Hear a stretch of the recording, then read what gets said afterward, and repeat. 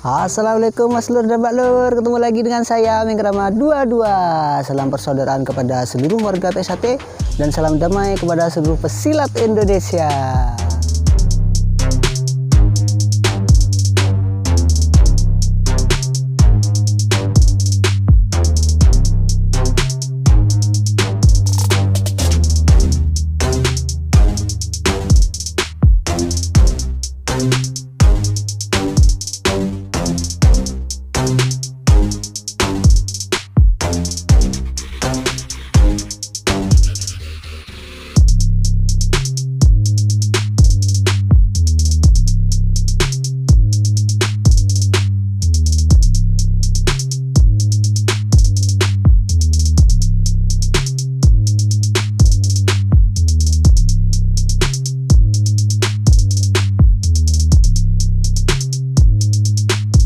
Oke dulur-dulur, semoga dulur-dulur semua hari ini tetap dalam keadaan sehat walafiat, rezekinya lancar, puasanya juga lancar dan selalu dalam bimbingan Allah Subhanahu wa taala.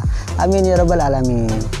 Kali ini saya sedang dalam perjalanan menuju sebuah padepokan, lagi-lagi perguruan asli Madura lur. Apakah itu? Nama perguruannya adalah Kuda Lantang, yaitu tepatnya di daerah Pamekasan, di daerah Murtaji Pamekasan.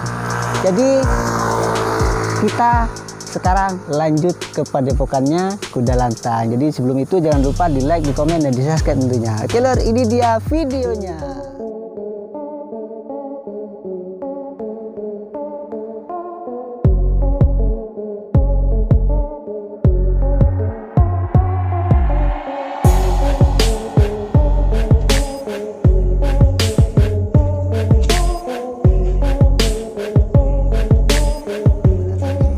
Kali ini saya bersama dengan guru besarnya perguruan Kuda Lantang.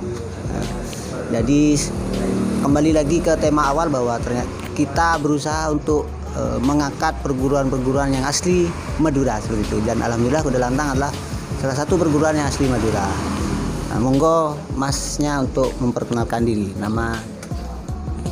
Assalamualaikum warahmatullahi wabarakatuh.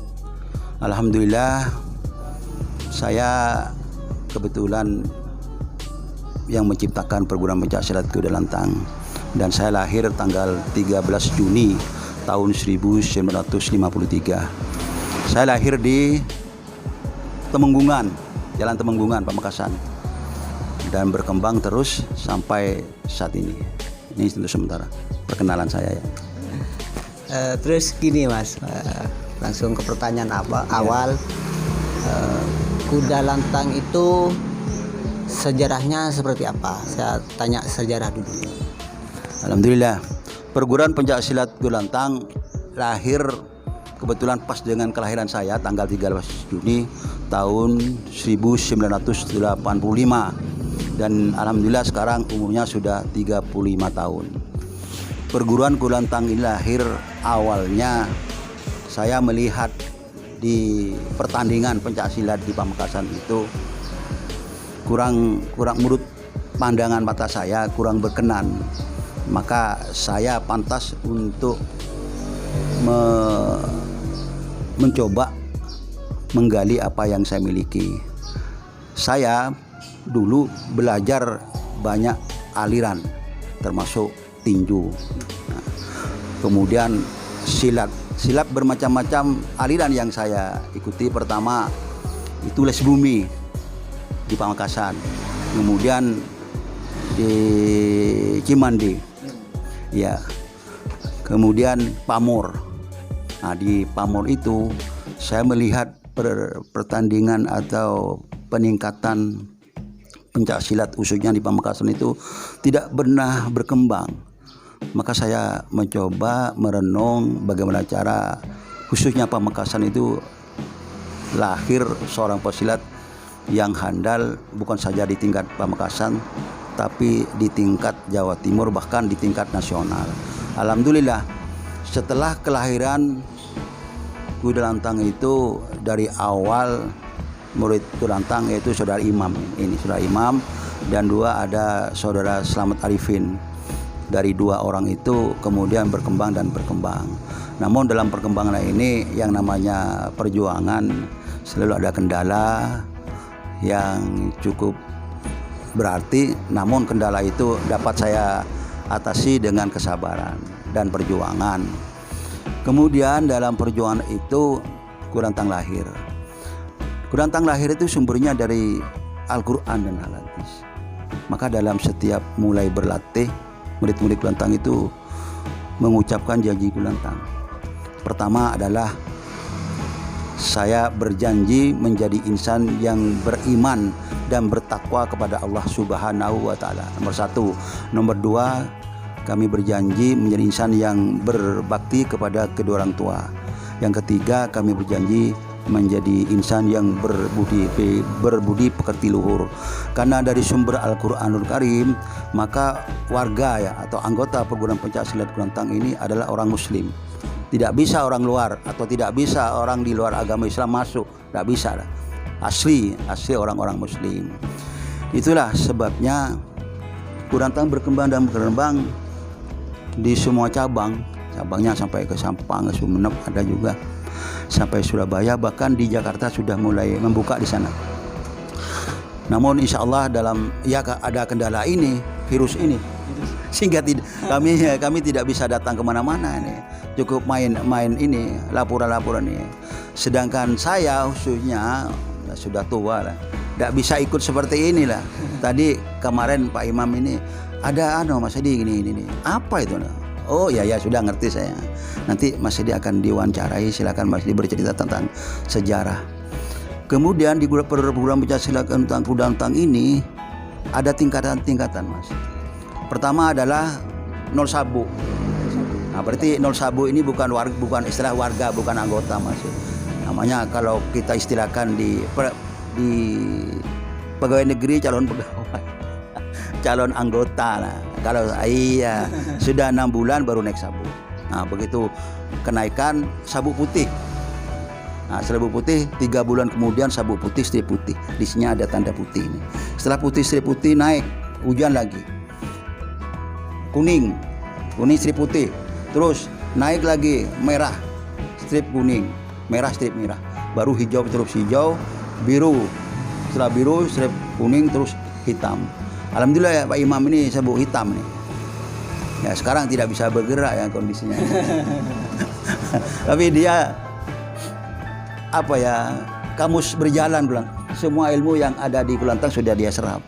Tentang bagaimana cara mengajarkan Kurantang di masa sekarang, Pak Imam yang bisa menjawab. Saya tidak bisa datang kemana-mana, hanya duduk, hanya laporan. Ini Mas Edi gini, nih ya silakan jalan. Kemudian yang berhak jadi pelatih ya, tidak ditentukan dengan waktu berapa tahun tidak, tapi ditentukan dengan sabu. Kalau sudah sabu ini sudah dia berhak membuka perguruan. Kalau sabu buka cabang. Nah, itu masih ada pantauan kalau buka cabang seperti apa. Dengan syarat membuka cabang itu harus konsultasi kepada pejabat di situ, minimal kepala desa, minimal pertama RT dulu. Nah, RT tidak bisa kalau RT dilewati. Kalau RT berkembang ke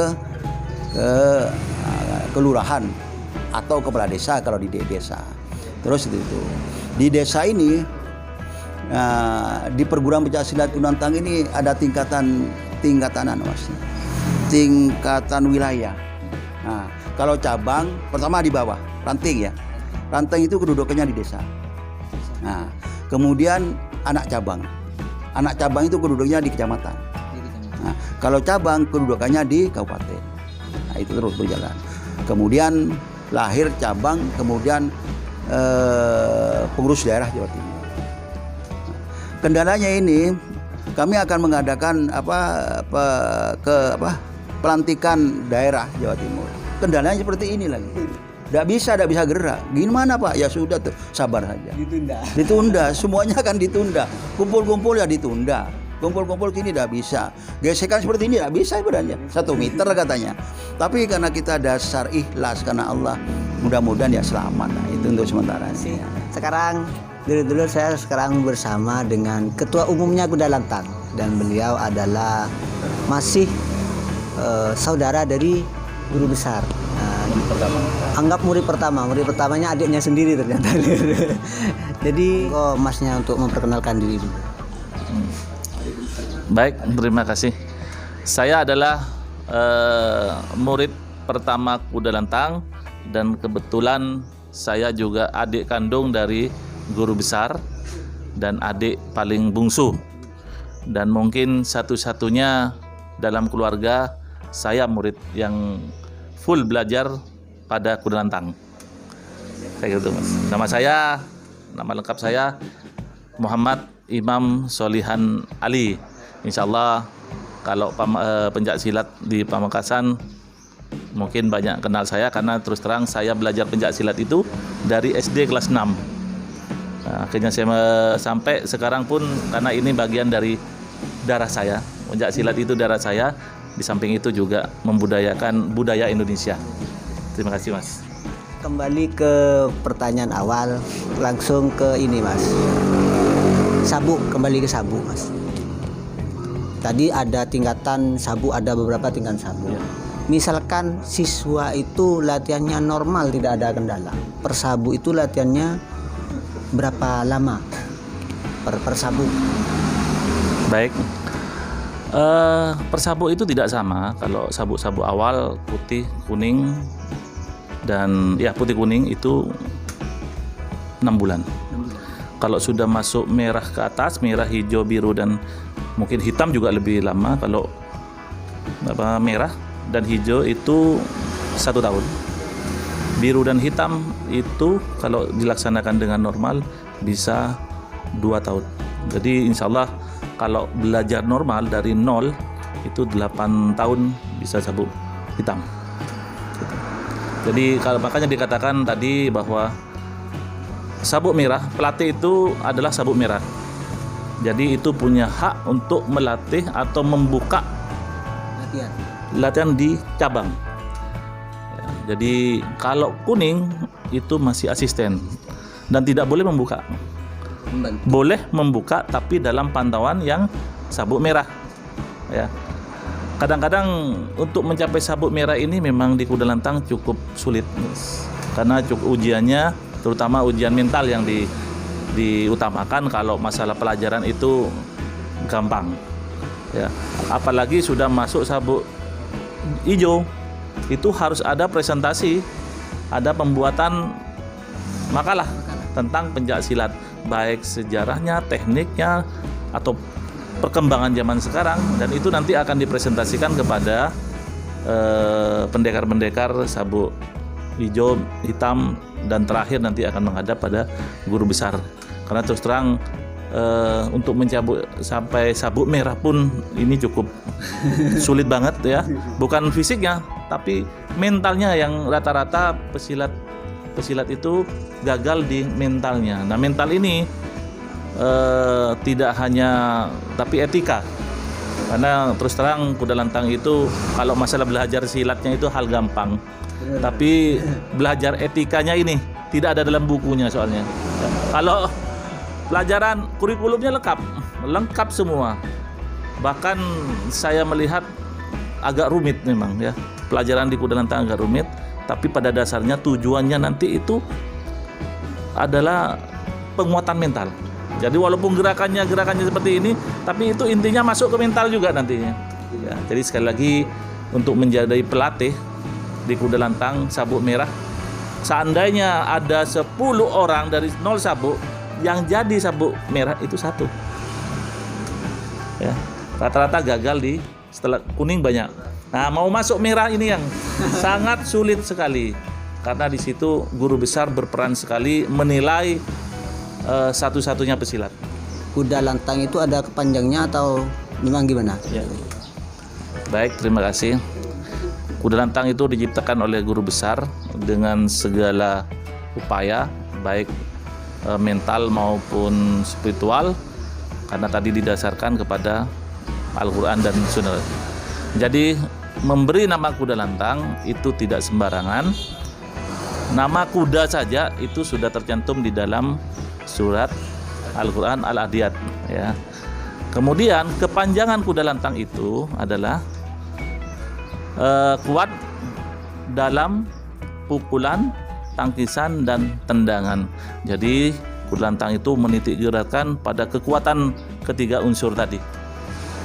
Jadi sekali lagi Kudalantang juga memiliki mutu daripada mandi darah dalam bertanding, lebih baik mandi keringat dalam latihan. Artinya lebih baik kita latihan sekeras mungkin, keringat kita bercucuran, biar nanti di lapangan kita tidak berdarah-darah. Saya kira itu Mas artinya. Kalau boleh minta Mas, kalau boleh minta, saya mau minta makna-makna dari lambang Kudalantang itu sendiri. Ya. Baik. Awal sebelum berbentuk lingkaran ini dulu adalah berbentuk persegi 5. 1 tahun kemudian dirubah menjadi lingkaran yang artinya itu bumi. Kemana artinya salah satunya adalah kita kembali ke bumi. Nah, sifat bumi adalah apapun masuk, yang jelek masuk, yang bagus pun masuk, tapi keluarnya bagus. Ya, keluarnya bagus, menjadi pupuk tumbuh. Apapun kotoran masuk semua ke bumi, tapi yang akan dikeluarkan emas, ya, perak, terus tumbuh-tumbuhan. Jadi mengambil sifat bumi seperti itu. Kemudian di situ ada berbentuk, ada warnanya ada 5, ya, itu yang menandakan adalah rukun Islam, ya. Ada hijau ini adalah warna kemakmuran. Kalau boleh dikata warnanya Islam, warnanya NU. Kemudian ada bendera merah putih sebagai lambang patriotisme. Kemudian di situ ada kepala kuda yang merupakan simbol kekuatan, karena kuda itu adalah binatang yang sangat kuat, patuh sama juragannya kata dulu itu. Dan kuda itu tidak pernah menyerah. Ya. Kemudian ada golok. Nah, golok itu petanda adalah artinya mempertahankan kebenaran, hak dan kebenaran. Kemudian ada di bawah kepala kuda itu ada pondasi dengan 5 lingkaran. Ya, yang artinya Pancasila, mempunyai pondasi yang kuat. Artinya belajar Pancasila itu mempunyai dasar yang sangat kuat dulu sebelum menginjak pada pelajaran berikutnya. Kemudian ada tali melingkar sebagai ikatan kekeluargaan yang sangat erat. Mungkin itu dulu Mas, ya.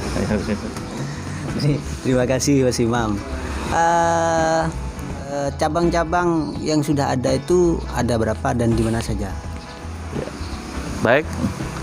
Kalau di Pamekasan, di cabangnya itu ada 4 cabang, yaitu Madura semua. Terus kemudian di Jakarta sudah mulai berkembang. Kemudian ada ntar lagi, insya Allah cuma karena kendala COVID-19 di Probolinggo. Kemudian kalau rantingnya hampir Pamekasan kecamatan ada. Ya, saya kecamatan ada. Jadi sebenarnya target tahun 2020 itu akan membuka 2 cabang lagi. Karena kendala oleh COVID-19 maka ditunda segalanya. Nah, Oke, Ler. Terus sekedar informasi awal bahwa perkembangan pencak silat Kudalantang itu begitu besar, bahkan atlet-atletnya juga banyak. Dan salah satu atlet yang saya sempat nonton kemarin itu Mbak Yunita. Nama panjangnya kurang tahu, cuma terkenalnya Mbak Yunita. Nah, pertanyaannya gini Mas, prestasi yang paling tinggi itu di mana? Baik, prestasi Kudalantang yang tertinggi adalah saya sendiri Mas. Saya dulu juara 2 nasional untuk kategori bergu putra. Ya. Kemudian ada putranya guru besar bernama Liska Yudisari, Popnas, ya, ada Pomnas ya, mahasiswa antar mahasiswa di Yogyakarta dulu juara 1. Kemudian ada lagi Kusnadi itu sempat, kalau sudah Jawa Timur saya kira sudah banyak ya. Kemudian ada lagi Yunita itu karena dia merupakan pemula bibit-bibit yang memang ditarget oleh saya karena dia belajar dari kelas 6. Sempat kemarin dia U2SN, dia juara. Kemudian sebentar lagi mereka akan menghadapi Porprov, sekarang masih dalam pemusatan latihan Porprov 2021. Insyaallah dari Kuda Lantang ada 3 atlet yang terpilih ke dalam pemusatan latihan daerah yang diproyeksikan ke Porprov Jawa Timur. Saya kira itu, Mas. Terakhir Mas Imam, saya minta saran-saran, pesan-pesan kepada seluruh pesilat yang ada di Indonesia, semua pesilat, monggo. Ya. Baik. Belajar pencak silat itu beda dengan belajar olahraga yang lain, karena belajar pencak silat itu dicipta ada guru besarnya, dan mencipta itu tidak sembarangan, ya, tidak hanya sekedar jurus, tapi butuh istikharah, butuh puasa, ibadah yang kuat, barulah timbullah ilmu pencak silat itu. Oleh karena itu, pencak silat jangan dibohongi, jangan berbohong di pencak silat, jangan cari hidup di pencak silat, ya. Karena pencak silat ini boleh dikata saya ngajar pencak silat itu, saya tidak pernah melihat berapa yang saya dapat, karena saya murni adalah saya ingin ibadah, saya ingin menyampaikan ilmu silat ini. Nah, terutama di Kuda Lantang. Kuda Lantang kalau belajar silatnya hal gampang, kecil, tapi ditekankan pada belajar etika, candreng metura, tengka. Ya. Jadi saya harapkan kepada semua insan pencak silat, ayo di dalam pencak silat ini, karena arti pencak silat itu adalah penuntun, cari kawan, silaturahmi. Jadi kita banyak bersilaturahmi, ya. Kalau ada gesekan di dalam kejuaraan, pertandingan itu hal biasa. Itu pertandingan biasa. Tapi saya yakin insan pencak silat setelah pertandingan selesai, ya. Pencak silat tarung, tapi di luar selesai. Beda dengan olahraga lain, sepak bola contohnya, bermain di luar tarung. Ini bedanya dengan pencak silat. Sekali lagi, pencak silat silaturahmi perkuat, jangan dibohongi. Makanya saya katakan kepada semua teman-teman perguruan lain, ayo jangan biasakan menipu data dalam pertandingan. Fatal, ya. Tidak ada kena pesilatnya, kena yang lain, ya. Jujur saja, ya. Ini yang ditanamkan oleh guru besar. Sudah pencak silat jujur-jujuran. Jangan mencari nyuri-nyuri umur, jangan nyari. Sudahlah, jujur-jujuran. Kalau usianya segini, insya Allah selamat. Sekali lagi, tujuan adalah yang utama pencak silat. Ayo silaturahmi dan etika. Terima kasih Mas Imam, terima kasih kepada guru besarnya juga.